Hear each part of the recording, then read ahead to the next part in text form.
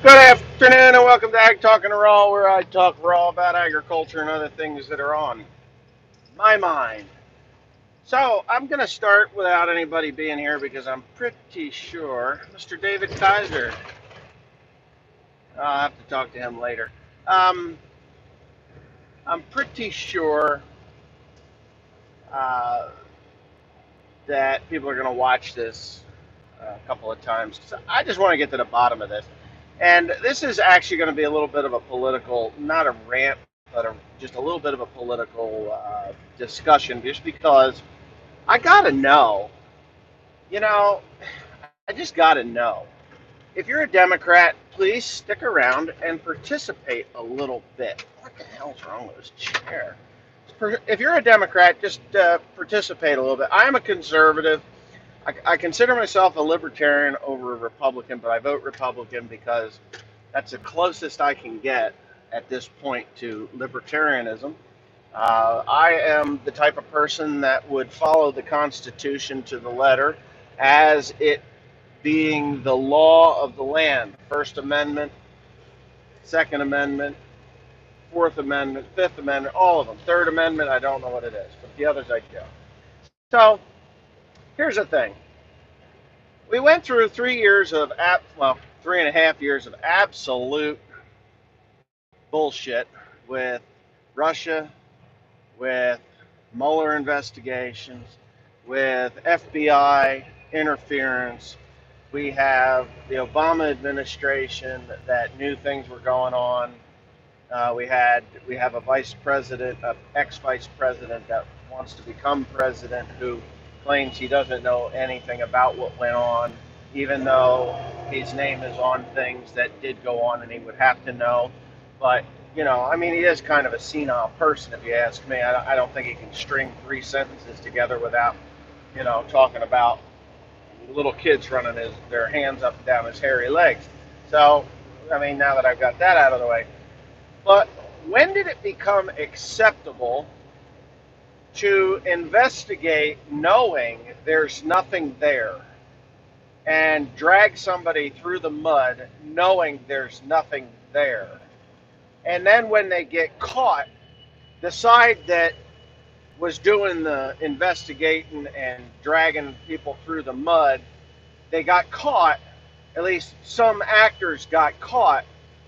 Now, I know if a friend of mine had done something and claimed that he didn't, and other people said that he did, and I don't know the other people, and my friend I do know says that he didn't do this thing, I would stand behind my friend and say, hey, I know this man for a very long time, and I don't think he did those things. Now, if he lied about it, I would take two steps back and be like, hey, what the hell, I stood up for you, and this is how I get treated.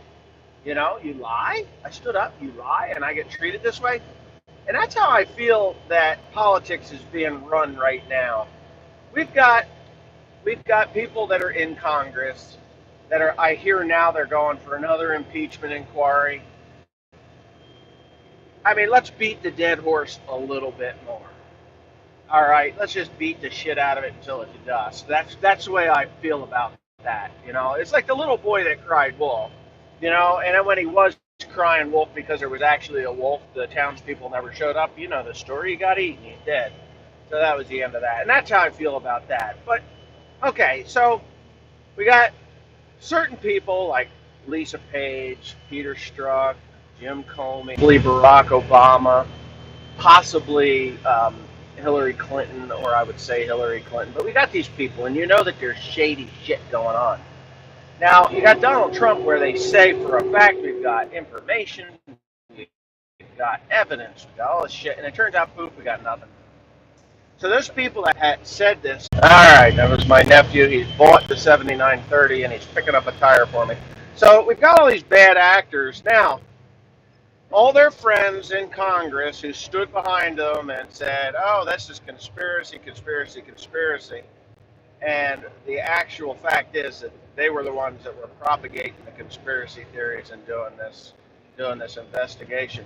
Now we find out that possibly the former vice president and former president Obama and Biden have done or have some knowledge or even have extensive knowledge, which we're not sure of, but we're going to find out, have this knowledge of this shenanigans that went on. And the people that stood behind them as their friends, per se, instead of taking them 2 steps back and saying, hey, we trusted you, we backed you up, and now we find out that you were the one that actually lied. Why can't they do that?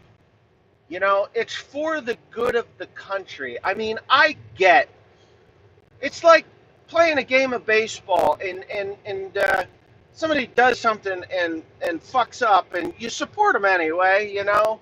And even though you lose the game, you support them anyway, but you kind of pull them aside and say, hey, if you're not capable, time to resign, you know, that kind of a thing. But this is just absolutely ridiculous. So, for the good of the country, in my opinion, I think that the Democrats should actually take a good hard look at the people, the bad actors, the FBI, even as far up the chain as Obama and all these people, and distance themselves from them and actually allow the investigations to go forth or even start investigating against them because that is what they are there for. The Democrats are not there to just investigate Republicans, and Republicans are not just there to investigate Democrats. We put them there to uphold the rule of law, our law of the land, the Constitution of the United States. That is why they are there. There is no reason for Democrats to say, well, there's nothing to see here because they're part of my party. No. The reality is they should go after these people more fiercely than the opposite party because they are ruining their reputation. And that's how it goes. Like my friend, if my friend did something to me and I stood up for them, I would definitely get to the bottom of it and find out why, what the reasoning was, and if it was just a selfish, greedy reason, I would not be friends with that person anymore. That would be it. No more. Sorry, you are a no good, two-faced piece of shit that lied to me, and I don't want nothing to do with it. And that's where I think the Democrat Party is really dropping the ball here. I mean, if they want to get elected again, which they'll probably get elected into offices because they just don't, their voters are just that, I can't call them stupid, but they're just that blind that they think that this is a football game and, you know, it's that simple. You know, they're going to run to the end zone and they're going to win and everything's going to be hunky-dory because everybody's going to get free shit, free shit, free shit. There's no need to go back to work because COVID-19 will kill us all and we'll get free shit. If we do go to work, we won't get the free shit. So anyway, that's just my 2 cents on this subject. I think that Congress really needs to pull it together and realize that, hey, you know what, these bad actors are actually really bad for our country. And there's not a lot of them. They're just very powerful in their positions. There should be people go to jail. There should be people that pay for this. In a way that they don't ever want to do it again, that they get alienated from their party because they have drugged their party's name through the mud. And, you know, it's just like if Donald Trump did the things that they claimed that he did, I would no longer support Donald Trump. And that's a fact. That is a fact. I would not vote for him. But I will vote for Donald Trump because I know that he didn't do those things. It's been proven over and over and over again. And now we're going again. We're going to go for another one, another witch hunt, another load of horse shit. And I know there's some Democrats out there that are thinking the same thing. They're like, enough is enough. How about we do something that's good for the whole country instead of just a faction or a fraction of the country? You know, I mean, there's people in power down there that are allowing this to go on, that are turning a blind eye to what has happened and what has happened to our president. You know, I might have not have liked Obama, but I never ever would have supported I would have never supported an action against him unless there was the burden of proof. I mean, I've been accused of things and I've had to go to court and defend myself, and it was easy to defeat because the burden of proof wasn't proven. The problem is it cost thousands and thousands of dollars. You can look it up online. There was a dog that was shot from my neighbor, and if you look, Wesley K. Pandy and Timothy John Pandy shoot dog, you will see the whole article how I shot a dog. Now, I didn't shoot the dog, and I know I didn't shoot the dog. And I hired a lawyer because he who represents himself has a fool for a lawyer. So I paid $3,000. I hired Timothy a lawyer, myself a lawyer, just to go to court and have it thrown out because they had no proof. They could not prove the burden of proof. They couldn't prove their case. And this has happened over and over and over again at the expense of the American people. When we're chasing after a president just because we don't like him and we want him gone because, he's basically unstoppable. He's doing things that he said he's going to do. And I feel that he's going to get elected again. I'm going to vote for him, and I hope all my friends and neighbors vote for him. I hope Democrats vote for him, to be quite honest with you, because anybody that can do what Donald Trump has done to further our country with deregulation, job growth, up until the point of this Wuhan virus, if you can't see that that man has done amazing things in the time that he's been given with all this shit that's been piled up on top of him, you couldn't even admire your own children's work. I mean, I admire him for his resilience and his just perseverance and how he can get through this and still accomplish stuff. And I don't think there's been a president to this date that could put up with all of that and still accomplish the things that he's done. And of course, there's people that feel that he dropped the ball with the Wuhan virus, which I don't see it that way. I don't see it that way at all. Could you imagine if he didn't shut down travel directly from China to the United States, how that would have went? I mean, could you just imagine?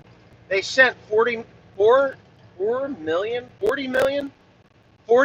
people left China in the 3 months before they shut down international travel. 40 million Chinese. And that was from the time they discovered the Wuhan virus to the time that they shut down international travel. Donald Trump shut it down in January. Nobody travels from China to the United States. And they're still claiming that he dropped the ball. Well, I remember January pretty well. He was in an impeachment trial in the House, and yet he still had the wherewithal to do that. So there you go. That's what I think. So I'm going to wrap this up because I'm just about home. I just want to say this isn't really an agriculture. This is more of a as I see it, newscast, maybe a podcast if you want to call it that. I think that the country is being torn apart by the two-party system. I think that the Republicans are actually trying to get stuff done in a bipartisan way, whereas the Democrats are just not. When the Speaker of the House has homeless people less than 2 miles from her multi-million-dollar mansion, she's standing there in her house talking about the $24,000 freezers that are filled with gourmet ice cream that are $20 a quart. That's a lot of money to spend, and there's people due to COVID-19 Wuhan virus that are in food lines waiting to pick up food, and she's got all the luxuries. Nothing's disrupted. She hasn't suspended the pay to all Congress. She hasn't, and she could. And she should, by the way, because they have no problem with shutting down businesses, private businesses, which the government should not have the power to do, by the way. The government should set the guidelines, and if these businesses don't follow the government's guidelines to have safe commerce, then they should be reprimanded, but there shouldn't be people going to jail for sitting on a beach by themselves. There shouldn't be people going to jail for opening up their doors so they can perform a service because it is private business. I think there's a lot of government overreach, and I think a lot of people are waking up to it, which is a good thing. I live in the communist state of New Jersey, and I know what Governor Murphy is, and I know what he has done to our state. And it's funny when you hear other states that are open for business and some that never closed, and you're like, got to be a Republican state. And it was. No Republicans had such restrictive movement and stuff. They just said, hey, here's what we need to be safe, 6 feet apart. Just try to stay home, isolate yourself from other people, don't get too close, wear a mask, you can do business, just limit the people that are allowed in, blah, blah, blah. You know the drill, you know how it went. And but the communist regimes, Democrat governors have just wreaked havoc. The Michigan governor, I think, is the worst. This Wolf guy across the river here in Pennsylvania, the worst. This asshole that we have in this state, the worst. Just awful, awful. But anyways, I'm home. Thanks for watching. I will see you next time. What do I got? Like 137 people. Thanks for staying around. I'm looking up rows of corn. I got rows of corn, and I will video this. I've just been hauling loads and loads and loads of hay, 2 loads a day, so I haven't had much time to do anything other than, you know, ride. And I figured this was a good service to do for my viewers. So anyways, thank you.